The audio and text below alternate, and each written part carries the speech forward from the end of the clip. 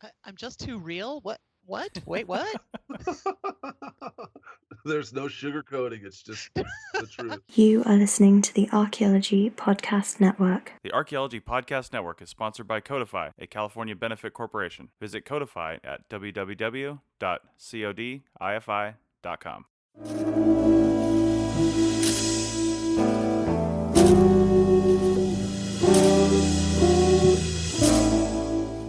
Hello and welcome to the CRM Archaeology Podcast, episode 109 for April 26, 2017. I'm your host, Chris Webster. On today's show, we answer another listener question, and we try to tell you, hey, it'll all be okay. So, dust off your CV because the season of awesome is about to start, and because the CRM Archaeology Podcast starts right now.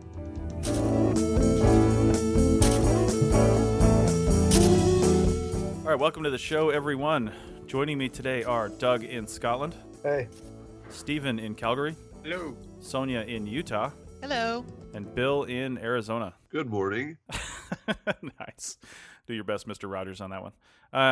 All right, so we've had some episodes lately between us and the Go Dig a Hole podcast. Chris couldn't be here today, but I'm sure he'll be listening shortly as he edits this. But we've had some episodes lately that on both shows, which are both geared towards CRM. First, if you don't listen to Go Dig a Hole, it's a great kind of nuts and bolts podcast, so go check that out.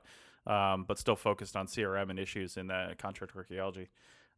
So anyway, we had some feedback at the SAAs. Thanks to everybody that came up to us and said something and said hi and said that you like the podcast. That's great. We always appreciate that, just to know people are listening. But we've had some comments there and some comments elsewhere that said we've been a little dark lately.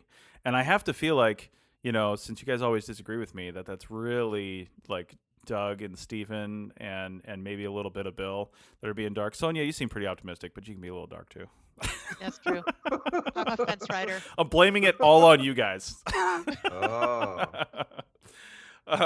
That's not true. But anyway, I just wanted to start this show off by going over another listener email. He actually emailed us after he listened to the last episode where we had, I think it was 107 or something, where we had some listener questions. Questions from one listener, actually, that Bill and Chris and I tackled. So go take a look at that. We'll put it in the show notes because it had some really good stuff. The reason I like going over these emails on the air is because, we have 4 people here that have very different opinions about things and a lot of experience. And it shows people that there isn't one way to think about something. There isn't one way to do something. There isn't an, quote, answer to your question, unquote, because your question has many different answers, typically. So let's start this episode that I'm hoping to be a little more positive, for lack of a better word. But we'll see where it goes. We'll see if we hit that. So I'm going to start by reading this real quick. First, he said I had permission to read his email and to put his name out, but the gentleman's name is Matt Goldberg, and let's see. I'm going to paraphrase a little bit here. He got his bachelor's degree in anthropology at Muhlenberg College and is getting a master's in historic preservation at Eastern Michigan. I'm not sure where Muhlenberg College is. I never looked that up. But anyway, right now he's getting a master's degree in historic preservation in Eastern Michigan. After some time in grad school, I decided I might want to get into CRM archaeology and came to second guess my decision on a master's program, thinking instead that an archaeology program would better suit this career. So instead of historic preservation, he wants to do CRM archaeology and thinks he has to switch to an archaeology program to do that. We'll talk about that. He said, however, your recent podcast on drive-through schools somewhat soothed these concerns, and I feel like I'm past the point of dropping this program, as it will be good enough and potentially better, according to one of you. We did mention that. I'm also doing a field school this summer and plan on working as a field tech after graduating, and I think I'd like to do that with the Park Service or other government agency. I'd appreciate any advice, my situation, as well as the differences between government and private sector work, again, an entire podcast, and what the day-to-day work is like in CRM. So let's unpack that a little bit. First, I'll comment real quick and say that his idea of doing field work after getting a master's, not thinking he'll be instantly some kind of manager, is exactly right on point. If he doesn't have any field work experience in CRM archaeology, he needs to go get that before he can start moving up and using that master's to get the higher positions. You need to know what you're doing. You need to understand what's going on. So But anyway, I think we found out here that that Muhlenberg College is in Pennsylvania. So just so people know that. So anyway, let's tackle these a little bit one at a time. Bill, I think I'll go to you first because he mentions his degree, getting his master's in historic preservation. Let's just reiterate without really diving into it because we did talk about that in that other question show about historic preservation is not the worst thing to get a degree in for CRM archaeology because it's applicable to lots of different things. What do you have comments on that? Yeah, I absolutely agree. I mean, Yeah. in my opinion, every single day, whole subdivisions across the country become historical. So if we still have the 50-year rule, for the next, I don't know, foreseeable future, every day you drive through a new potentially historical neighborhood. And it's really up to architectural historians to sign off on whether that is or is not historical. So having that historic preservation degree, that really helps you because it gives you a chance to be the kind of person who gets to determine historicity of buildings. A lot of times they like don't trust the archaeologists to know how to describe the buildings, but a lot of times people who have historic preservation and definitely architectural history degrees, they'll defer to them, and you can become the expert at your company for historical archaeology or for buildings. So I think it's a solid degree.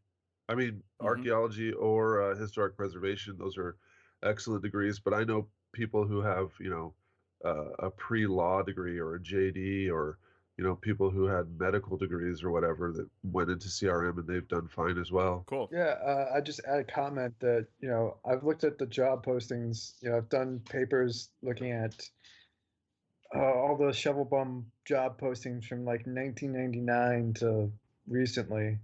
And I can tell you that very few job postings actually say we want someone with an archaeology degree. Almost all of them say archaeology, anthropology, history, classics, or my favorite is or something related. Right. Yeah, people really aren't that specific. Only occasionally will someone say we want this type of degree, but usually it's anthropology, archaeology, or something related. If they Right. even mention a topic of your degree, most job adverts don't even mention that. Yeah, that's a good point. You almost never see archaeology, and it's probably because I mean, a lot of our departments in the United States don't separate out archaeology and anthropology, and you could focus on archaeology, but your degree is a BA in anthropology. That's what mine is. So Or history as well. yeah, or history, totally. Yeah, There's a couple of smaller universities that have sort of like archaeology / history / classics. mm-hmm. So, yeah, very few people actually have archaeology on their degree. So I think the point for somebody that's in a program right now and they're looking at CRM is to get on shovel bumps, get on arc fieldwork, look at some of these job requirements, and then start trying to see how you can fill your CV out in order to meet these job requirements. If it says you have knowledge of this or do this thing, go try to get that so you can understand it and put it on your CV and say, I have these qualifications, and see if that just to improve your chances of doing something like that. All right, so let's talk about a little bit further down the line in his email here. He talks about doing summer field work with the Park Service or other government agency. Let's talk about that real quick. I think, yeah, he should actually start now. Yeah. Looking at his letter, he said he already had an undergraduate degree in anthropology. Mm-hmm. And so even though he's working on a master's this summer, unless he's, he said he's going to do a field school or something like that. Maybe that is his first field school, but I imagine he probably already has one. Mm-hmm. You really only need one field school. Start trying to get work over the summer is my recommendation. Yeah, that's a good point. Yeah, if he's already got a BA, he can actually work as a field tech now. It doesn't say how long he has left in his master's. I don't know if he's graduating now and this is his first summer and he's going to do a field school and then work, or if he's got another year coming up working on the master's. So, but any other comments on this before we work on some of the Park Service government agency stuff? Well, my only question is, does he actually have the job in hand, or is he just thinking about applying now for government jobs? Because I never really have worked for the government, because every time I apply for the government, it takes 10 months for them to respond back. So I don't know how to get a government job, and I never have before. However, I know how to get cultural resource jobs because you can just talk to the person who's hiring Yeah. and convince them to hire you. So if he has um, a government job on hand, that's awesome. It Yeah, looks go like he for it. doesn't. Because if he doesn't, then he might be better off. Well, I mean, still apply for the government job. Don't let that hold you back. That Mhm. it takes a while to get those jobs. Especially now, they're more motivated to hire for the summer, so it may take only a few weeks.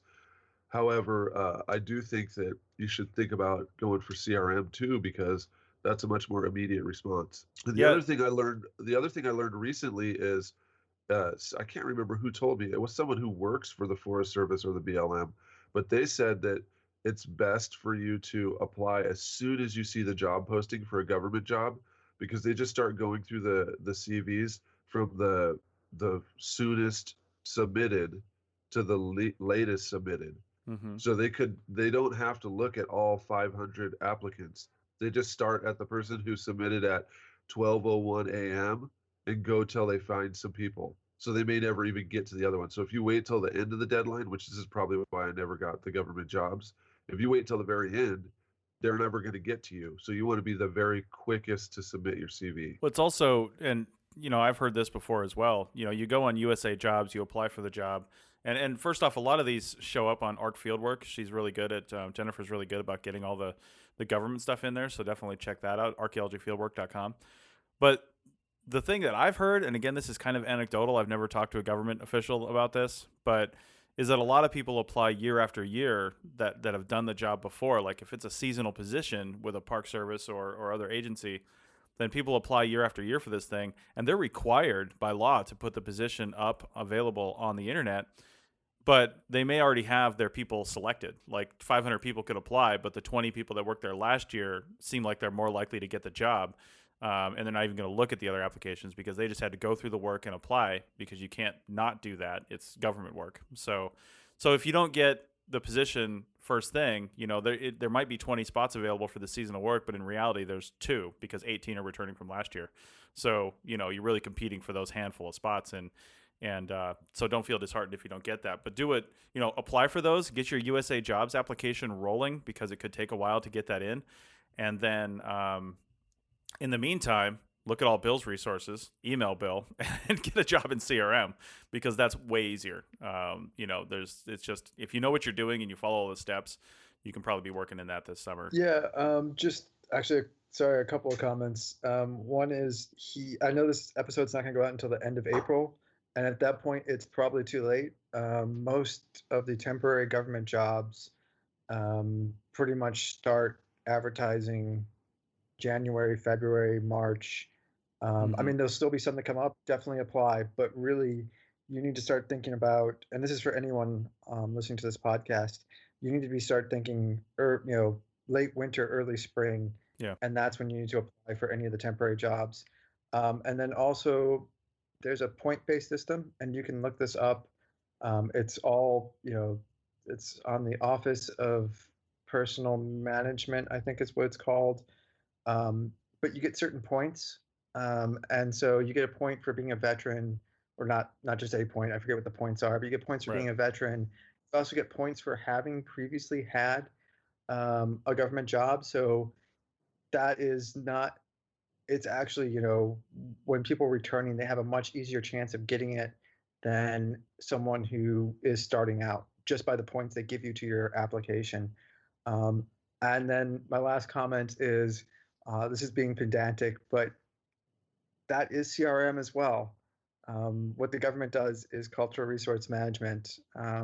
You could say private sector, but I would not say, I would not make the distinguishment that what people do in the government is different in terms of, and call it something other than CRM. That's a good But point. that's just me.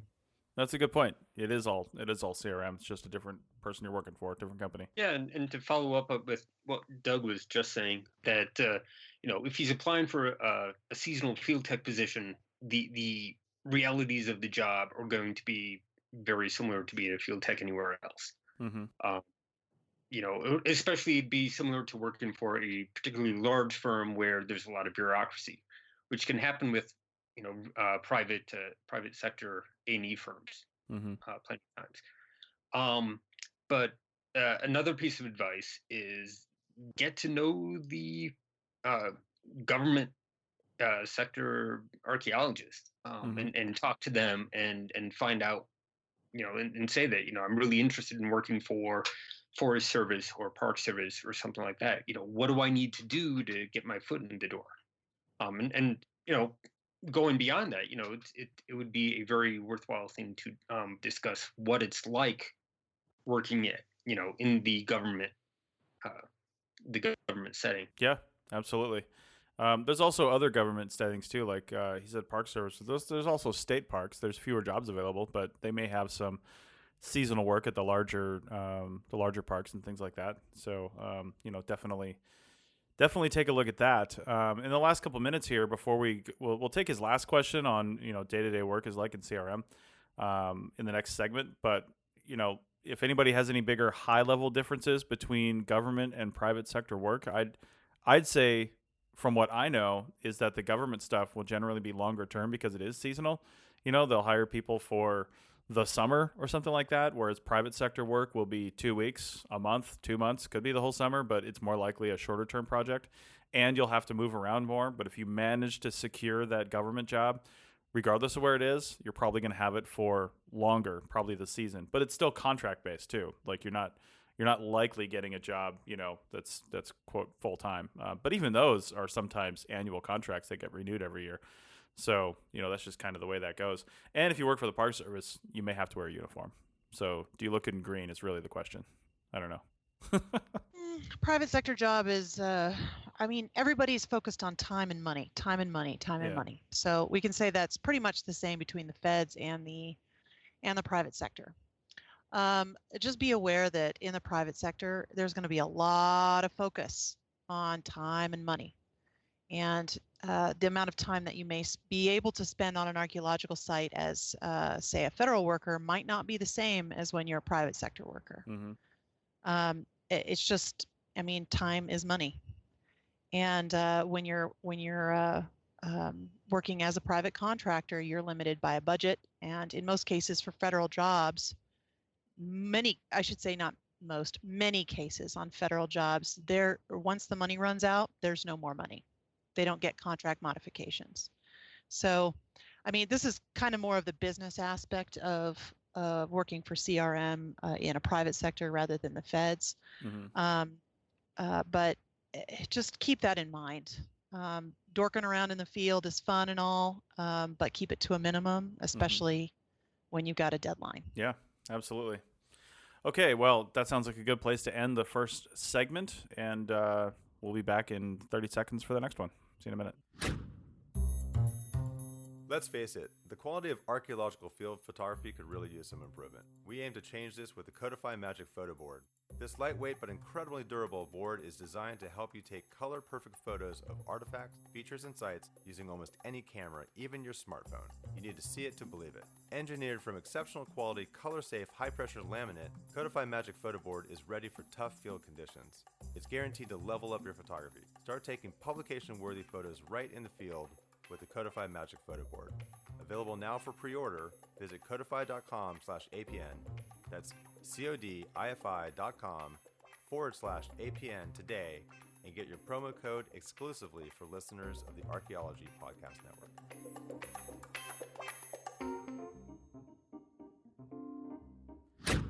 All right, we're back, and we're going to tackle the last part of the question from Matt, which is, what is day-to-day work like in CRM? I think we're all going to have different answers on that because that's how CRM works. And Steven, I think you just volunteered to go first.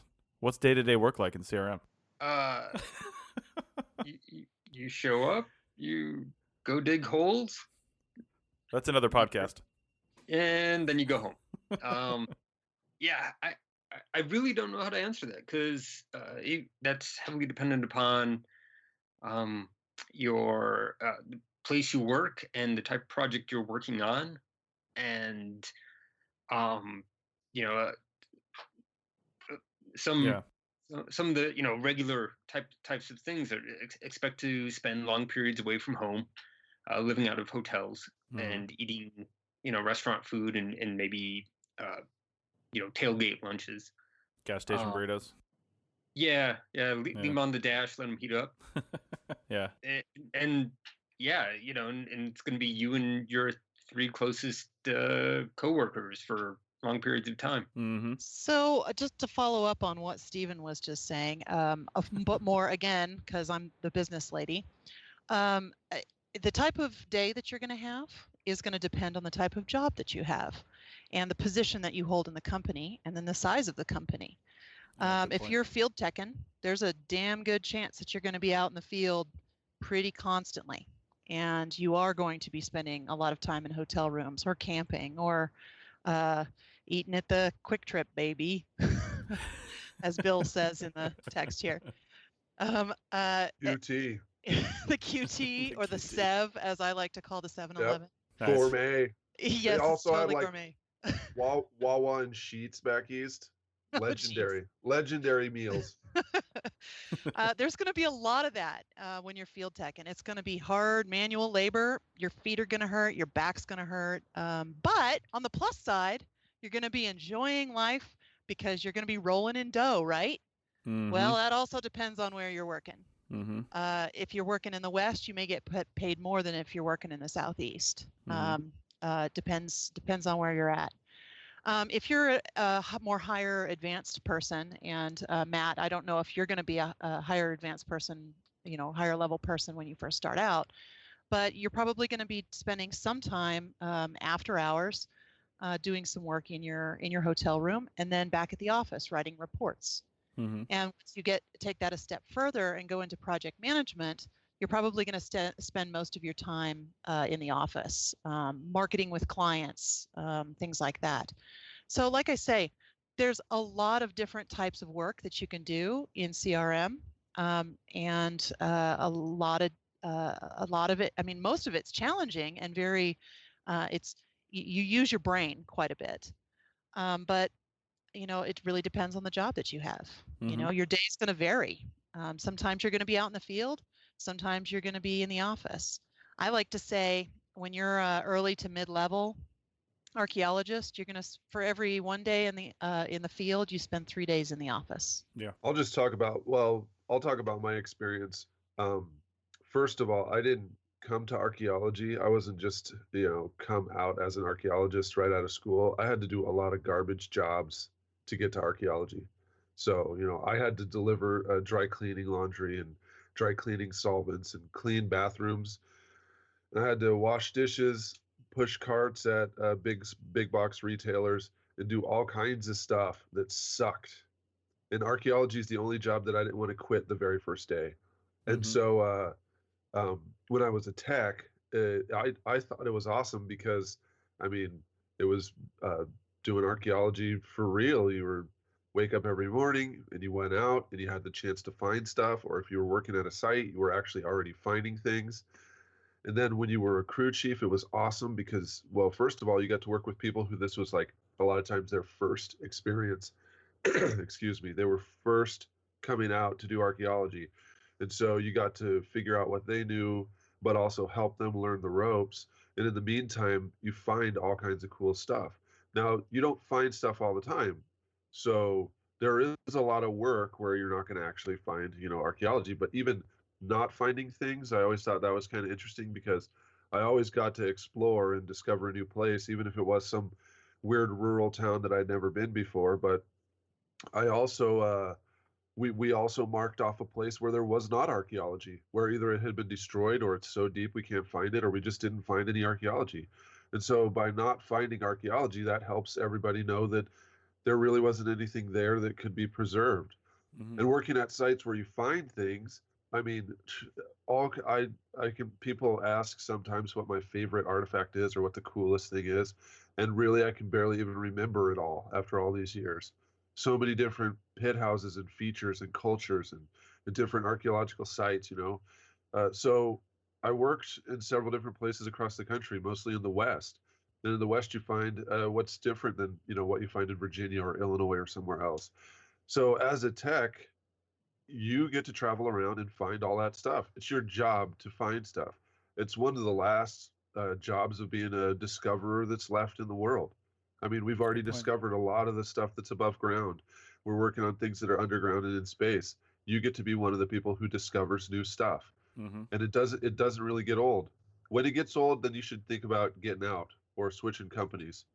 When it's not fun anymore, go ahead and think about bailing. But for a little while, and for most of us, many years, it's awesome to keep doing archaeology. Good point. Way to keep it positive, Bill. I appreciate it. Yeah, I'm gonna just sort of add a little more detail around what other people were saying in that it can be a really diverse job. And when we say, it depends on the project, what we've been sort of saying are like, maybe the project is sort of a cemetery removal, at which point you're basically going to be digging up bodies every day. Or it could be a project doing survey. So you might just be out, well, so survey out west, a pedestrian survey. So you might just be walking along looking for artifacts. You spent a lot of time looking at the ground, seeing if anything's there. Or you could be back east and doing shovel test pits. So when we're talking about project, it's the archaeological project. And that can be really, really varied. And also something we haven't touched on is it'll depend on the company, but you could also be doing lab work. I know some companies like to try to keep their crews employed as much as possible year round. And so, during the summer and, it's spring and fall, you'll be out in the field doing field work, but then you have a lot of stuff that you've dug up or recorded and stuff like that. And so over the winter months, you might be inside, taking a look at lithics or doing all the sort of, writing up reports and stuff like that. So it can be really varied, and it does differ from state to state and company to company. I think we could probably go on for like 2-3 days about like all the different possible things you could do. So Yeah. the typical day-to-day job in CRM is that there is no typical day.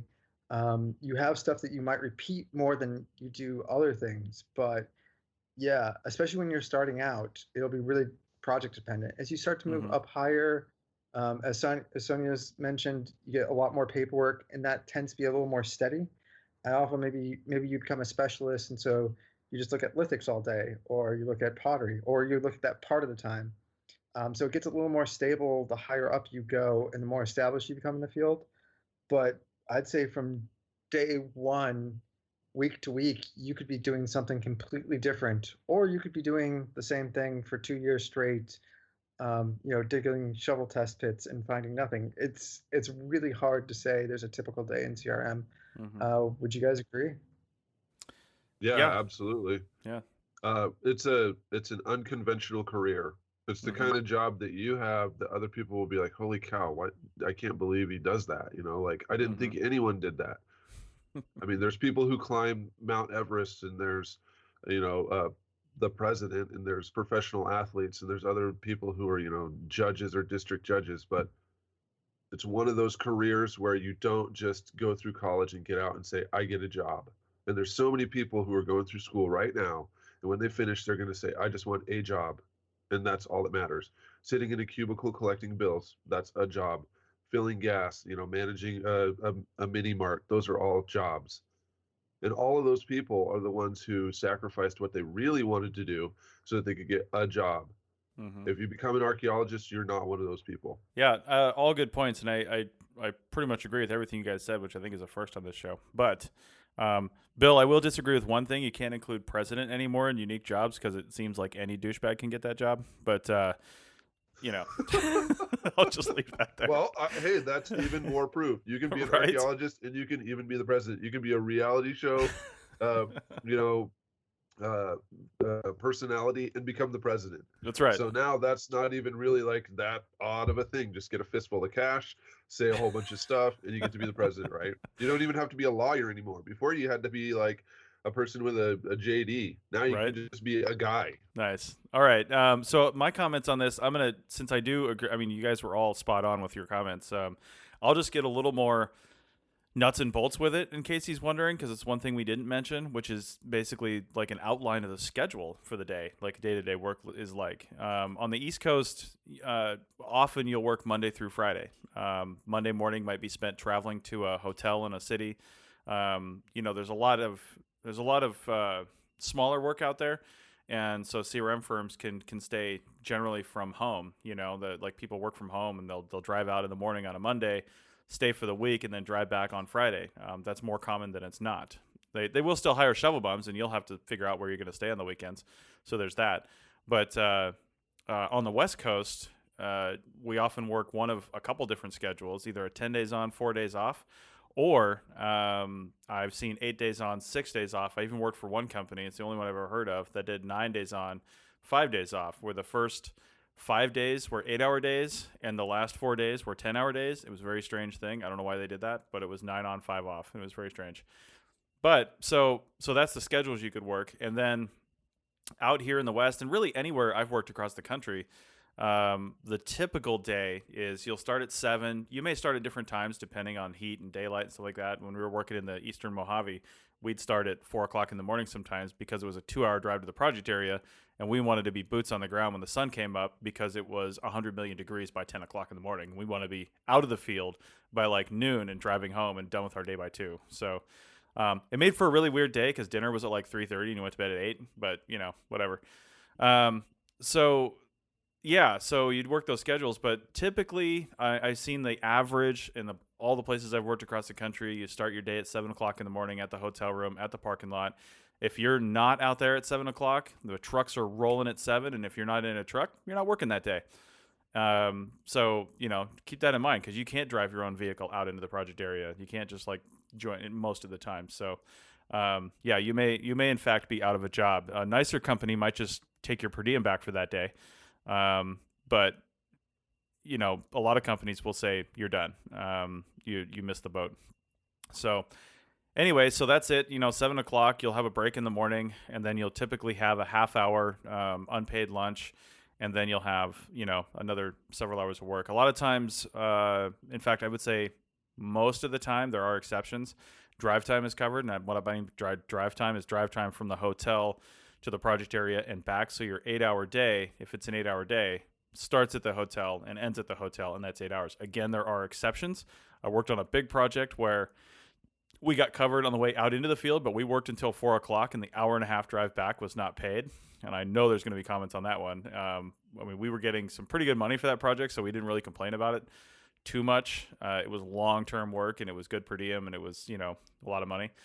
So I think that's why they got away with it. But I think there's lots of issues with insurance, and what if you get hurt in the truck on the way home, and blah, blah, blah, blah, blah.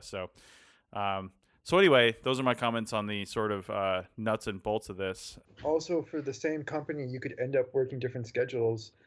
We've been mainly talking about away work, but I worked for a company where it was the 10 days on, 4 days off for away work. But if it was close enough that we weren't, doing per diem, we weren't living out of a hotel, it was a normal work week. So it was Monday through Friday. So on the same project, you could end up doing very different work schedules. And, sometimes if the project needs to be done and it needs to be done quickly, you can end up with a lot of overtime as well. Mm-hmm. I remember when I was first starting out, I think 1 October, I had 2 days off because essentially the word came down that we had to get this done or they were going to move in with the bulldozers. So they offered everyone overtime. Not everyone took it, but it was, I was making lots and lots of money going overtime, but yeah, you can do that. And those are 10, 12-hour days. And so it will really depend on the project you're on. And, even the same project, I've been on projects that have moved, really expanded crews to a lot of people and then shrunk it down and reduced the hours. So you could, 1 week they could be like, hey, we need you doing 12 hours. Next week it could be like, well, we actually don't have enough work for you. Look busy for, the next like half day. We'll let you off half an hour early. So it can really differ even on the same project. Yeah, indeed. And that's, that's another thing too, is the different types of projects. If you're monitoring, your day to day is going to be different every time because every project, I should say, and could be every day, because often you're on the schedule, and most often you're on the schedule of the construction team. So if the construction team's meeting at 5 o'clock in the morning for their safety meeting, you have to be there. And then they screw around for 3 hours while they get all their equipment prepped and ready. Then you're standing there, and then they go out and work, and they work a 12-hour, 15-hour day. That's your day. That one I was talking about where we didn't get paid drive time on the way back, that's a good example of overtime, which is why we were doing it. I was trying to pay for grad school before I went. And they were trying to get that project finished. The $3 billion overhead, high level part of the project. We were just one tiny facet of it. They had authorized the archaeology company, because it was like 0.01% of their overall budget was to do this massive project. They had authorized unlimited overtime. So our company had authorized and said, listen, we're going to let you work every day if you want. They were not keeping as close eye on safety as I think they should have been. I think there should have been some mandatory days off occasionally, but we worked straight without taking a day off for 3 months. I took 1 day off shortly after that to go get my first iPhone. I had to drive down to Reno, drove 3 hours through the desert to go get my first iPhone. Shut up, Bill. And then Spoiled rotten. Come on, you worked all those days and you couldn't even wait like 14 days to get a phone. Had to go You get had it. to take a day off. Took a day off, went down to Reno, got my new iPhone, and then went back to the campsite. That's what I did. What a So slacker. you guys can I all suck it. I think our next episode needs to be some sort of intervention. Anyway, my point on that is you can hit literally anything, and the cool thing about that company was if you woke up in the morning and said, screw this place, I need a day off, I just not going into work today, they were cool with it, because if you were putting in every other day before that, the policy was you could come in and say, I'm not coming to work today, I just need some time off, and they were fine with it because we were working every single day. So with that, let's close out this segment, and then we'll come back for the last segment and try to get you guys ready for the field season. I'll pull back the veil a little bit and give you the secret. You should already be working. But if you're not, we'll get you ready for the field season. Back in a second.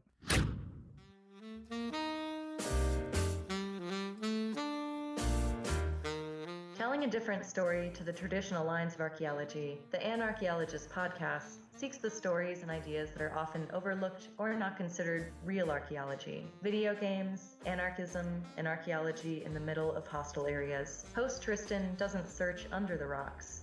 He destroys them. Available on iTunes every fortnight.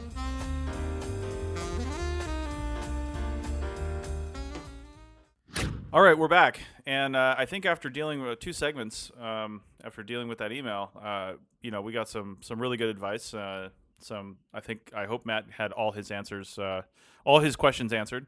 But now we're going to kind of keep sort of riffing off that, because this is what he was talking about is, what are we doing to get prepared for field work? And I think obviously the first thing you have to do to get ready for field work is to apply for a job. So you don't just go apply for a job in these places. You probably won't get one if you don't really know what you're doing. So we happen to have a published expert in the field, 2 of them really. Doug can talk about pay and things like that, because he's done a lot of research on that on his blog, Doug's Archaeology, which is linked in the show notes.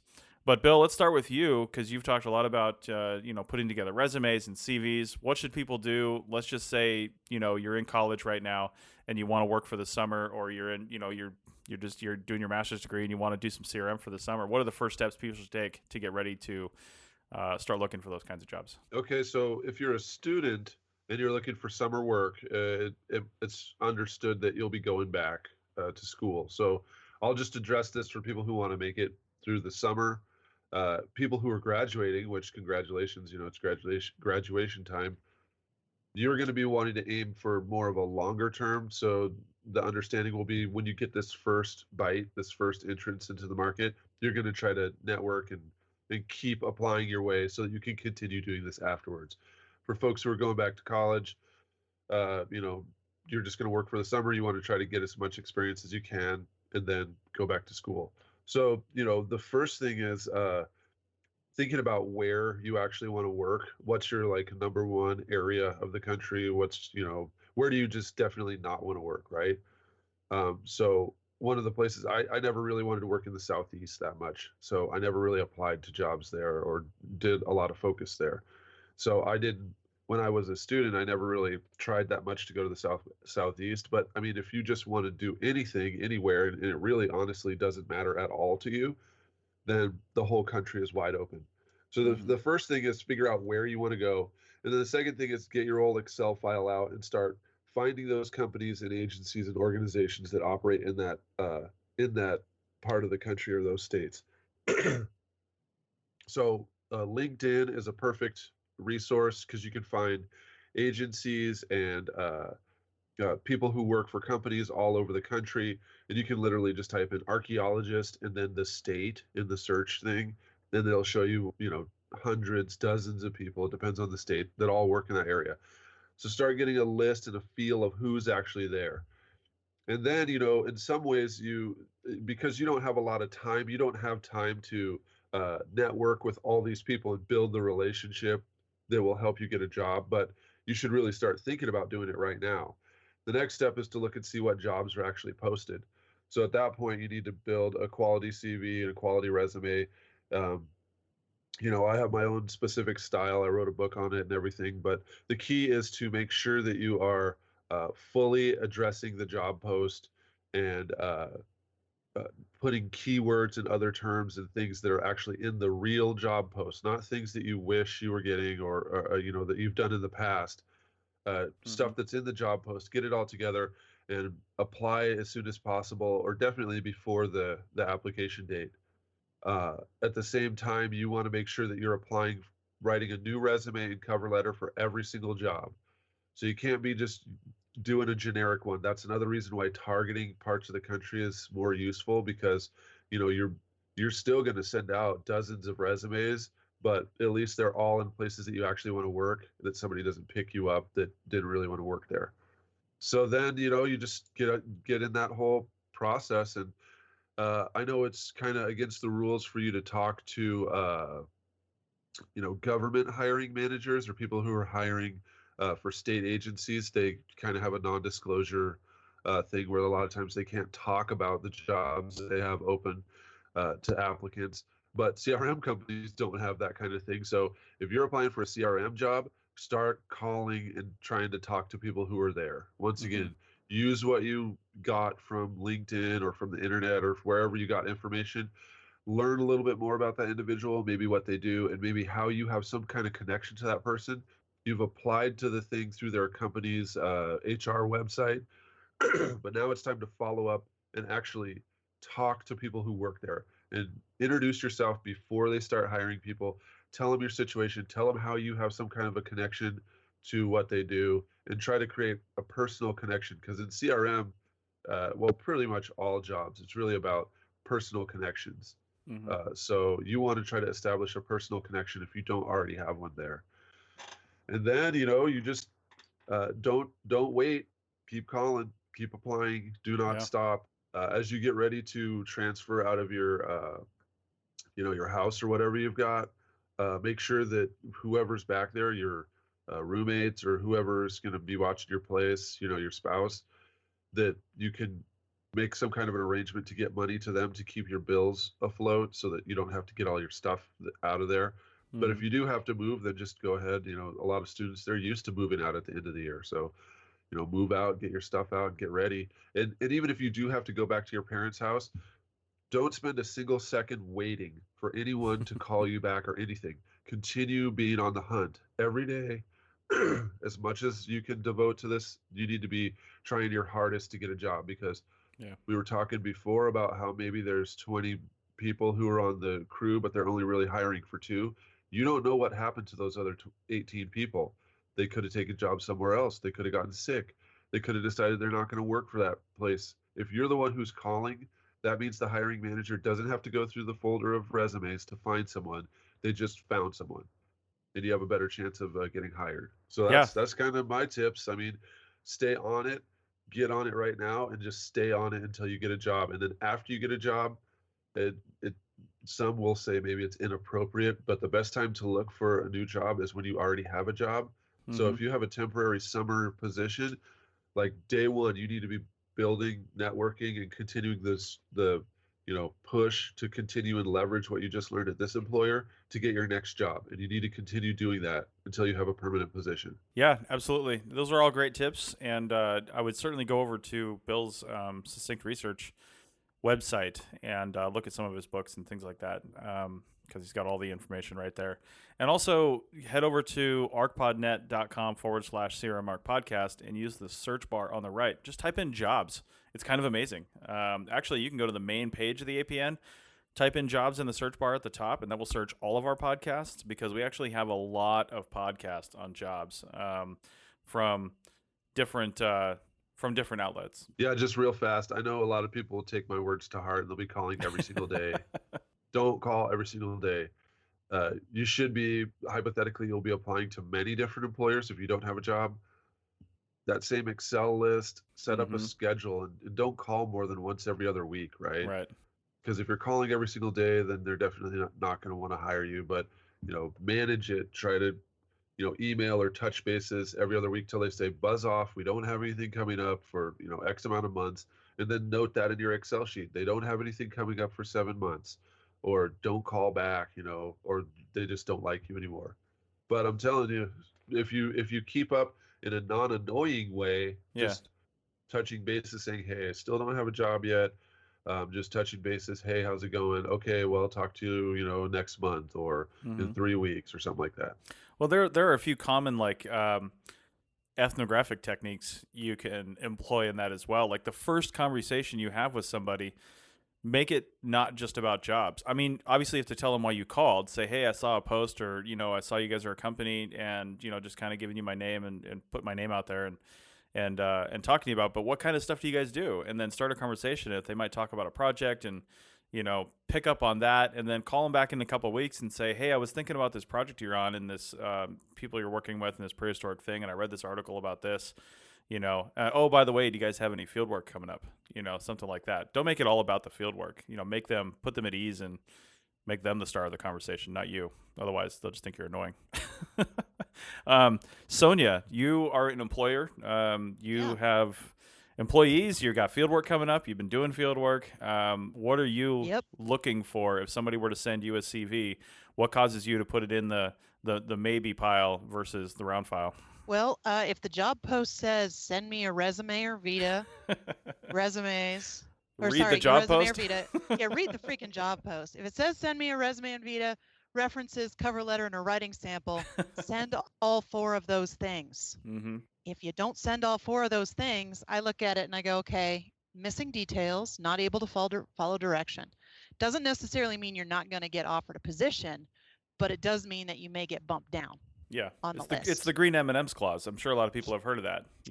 That band. What was it, like some high? I can't remember who it was. They put it in their contract for the companies that set up their massive effect shows for their concerts, and they said, oh, one line, we want a bowl of all green M&Ms or something like that in the in the green room, and it wasn't done, and they knew that the people hadn't read the contract and they weren't going to be able to do their thing. So yeah, I mean, following directions just for a job post is the very first step. I mean, we look at that as employers and we go, okay, is this person actually going to be able to pay attention and follow direction as the job moves on? And I gotta say, it speaks to your level of experience and your attention to detail. So just keep that in mind. And as Bill was saying earlier, you can follow up, just don't be annoying. If you start following up on a daily or a weekly basis, it starts getting annoying. If I start seeing things flying around, so and so's looking for a job, they're desperate for work. I get that. I've been in your place. Don't be annoying about it though. So just, you can follow up, be friendly, just space it out a little bit, because keep in mind that we get hundreds of resumes every season, whether they're solicited or not. Right. And if I've got 100 people following up with me on a daily or weekly basis, that's a lot of emails. It's a lot of time. Second, make sure you're fit for the job.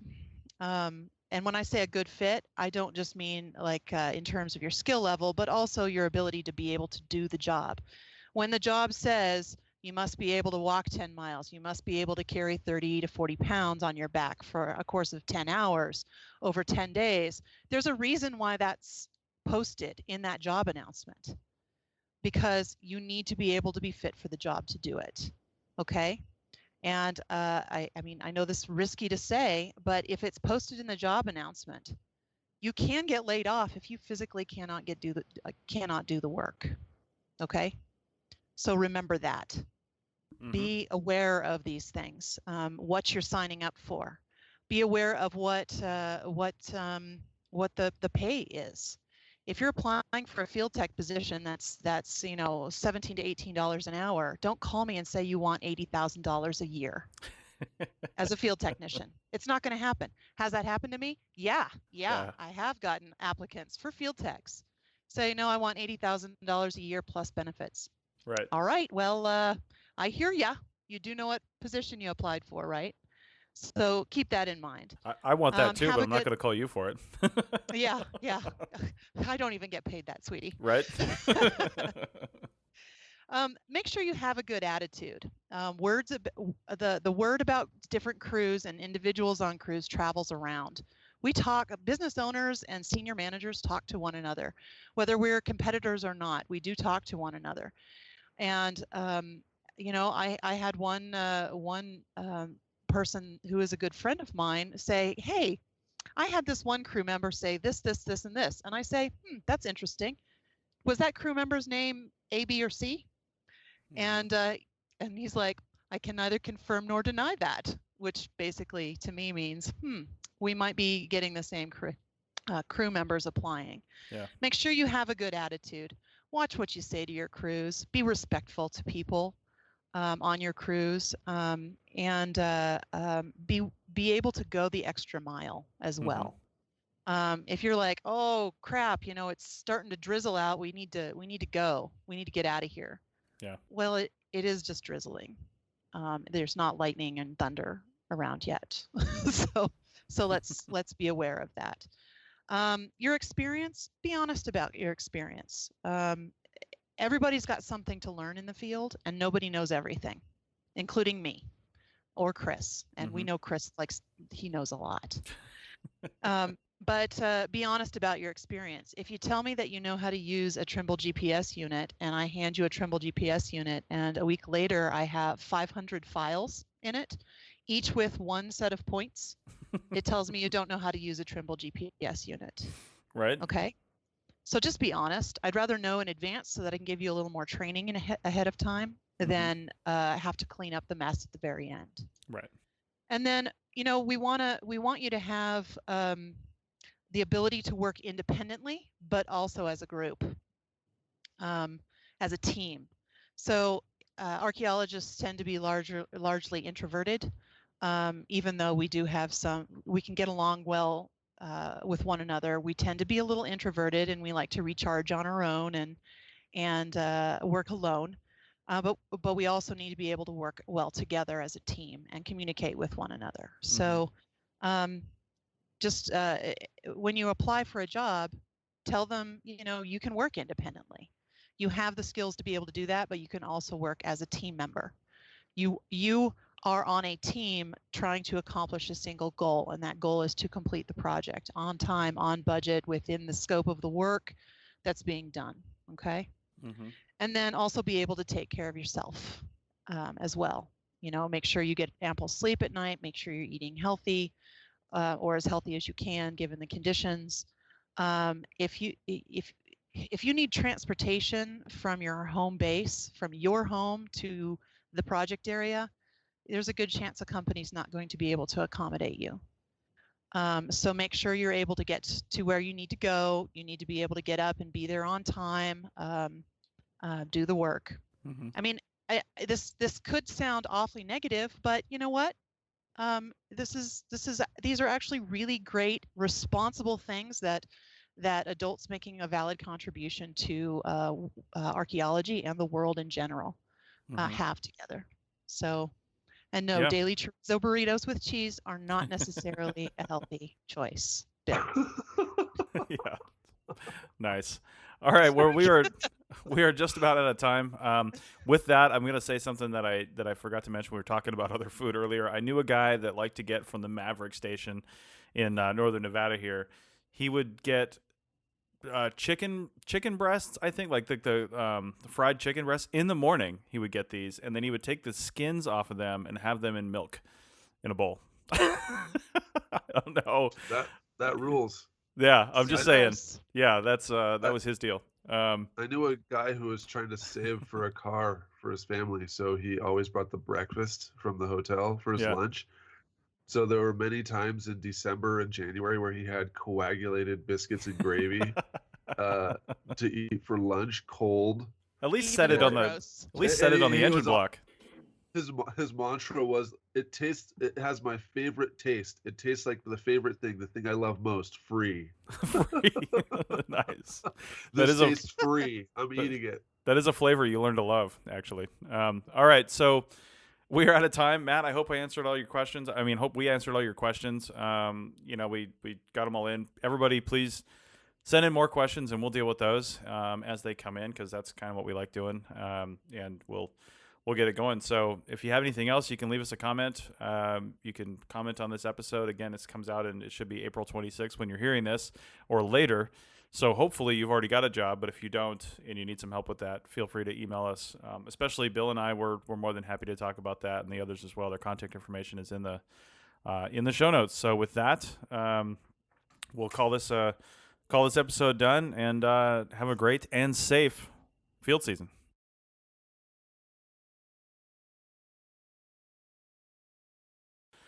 Thanks to everyone for joining me this week. Thanks also to the listeners for tuning in, and we'll see you in the field. Goodbye. Bye. Bye. See ya. Goodbye. Wow. Notice how we just give you your silence? That was a super delay. I just mute my mic every time and laugh until he does it. Nice.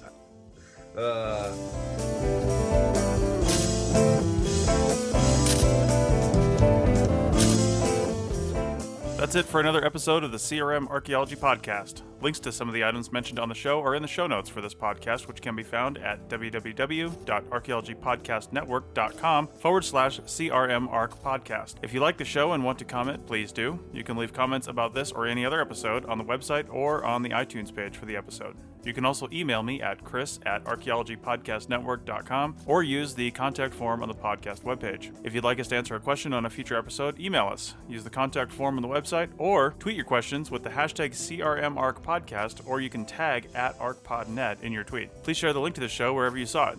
If you share CRM archaeology related items on Twitter or Facebook or anywhere else for that matter, be sure to use the hashtag CRMArc so the community can see and comment. If you'd like to subscribe to this podcast, you can do so on iTunes or on Stitcher Radio. You can also type the name of the podcast into your favorite podcasting app and subscribe that way. Don't forget to go over to iTunes and leave a review of the show. It helps us get noticed so more people can find our podcast and benefit from the content. Also, send us show suggestions and interview suggestions. We want this to be a resource for field technicians everywhere, and we want to know what you want to know about. Also, please consider donating to the Archaeology Podcast Network. Your donations help fund our bandwidth and contribute to our editing costs.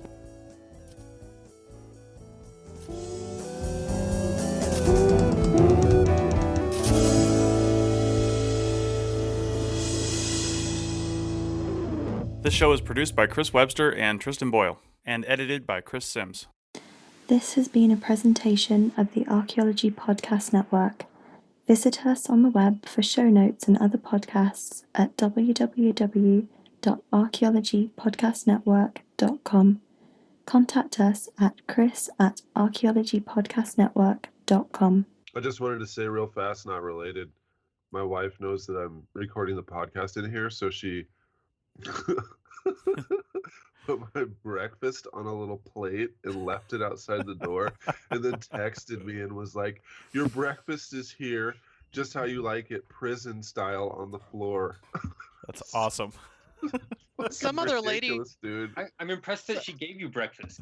Well, I started making it, and that's when I was like, I texted you guys like, "Oh, wait a minute, are we recording in 5 minutes?" And then I was like, "Honey, by the way, you have to help me finish breakfast / do it." /do it.